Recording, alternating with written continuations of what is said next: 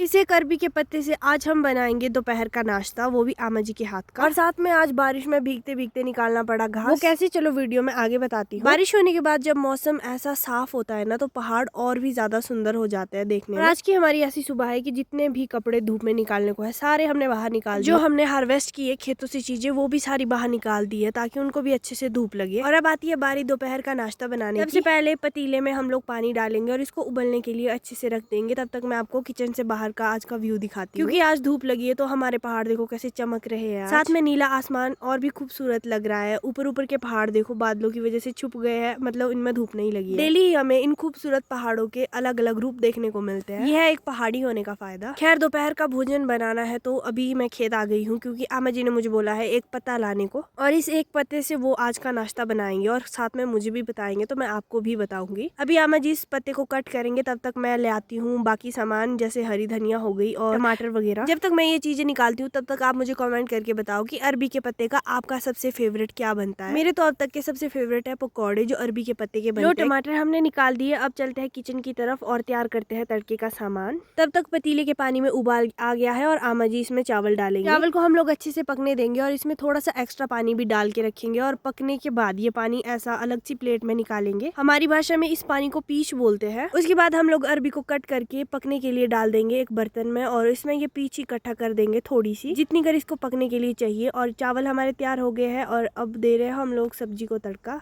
दाल सब्जी जो भी। जितने में हमारा तड़का तैयार होगा अरबी के पत्ते भी उतने में तैयार हो जाएंगे, और उसके बाद पीच को भी डाल देंगे और इन पत्तों को भी डाल देंगे। पकने के बाद ये कुछ ऐसा दिखता है, क्योंकि हमने लोहे की कढ़ाई में तड़का मारा था तो ये थोड़ा काला काला ज्यादा हो गया है, पर मेरी मानो खाने में ये इतना ज्यादा टेस्टी है ना कि अरबी के पत्तों से बनने वाली सबसे फेवरेट चीज मेरी यही बन गई है। इसको खाने के बाद, लंच करने के बाद मौसम थोड़ा खराब हो गया है तो हम लोग चल पड़े हैं घास निकालने के लिए। उससे पहले करो आप इन दो क्यूटीज के दर्शन। आपने देखा था ना सुबह मौसम कितना प्यारा था, और अब देखो कितने बादल आने शुरू हो गए हैं धीरे धीरे से। अब पूरे आसमान में बादल ही बादल हो जाएंगे, देख लेना आप थोड़ी देर में। मुझे लगा था थोड़ी देर में होगा, बट ये क्या, खेत में पहुंचते ही लग गई हल्की हल्की बारिश। पर शुक्र है हल्की हल्की बारिश ही थी, तेज बारिश नहीं थी। तो मैंने भी फटाफट से घास निकाला, और जैसे ही घास निकला मौसम देखो आप, धूप भी आ गई, बारिश भी लगी है साथ में। कुछ पहाड़ अंधेरे हो गए हैं तो कुछ पहाड़ों में धूप लगी, और आप देखो पहाड़ कितने प्यारे प्यारे बादलों से छुप गए हैं। इस मौसम को थोड़ी देर एंजॉय करने के बाद बारिश थोड़ी ज्यादा होने लगी, तो मैंने भी घास उठाया और फिर भाग के चल पड़ी घर की तरफ, ताकि मैं ज्यादा ना भीग सकूं। और अच्छी बात यह है कि जैसे मैं घर पहुंची बारिश बहुत ज्यादा बढ़ गई और मैं भीगने से बच गई।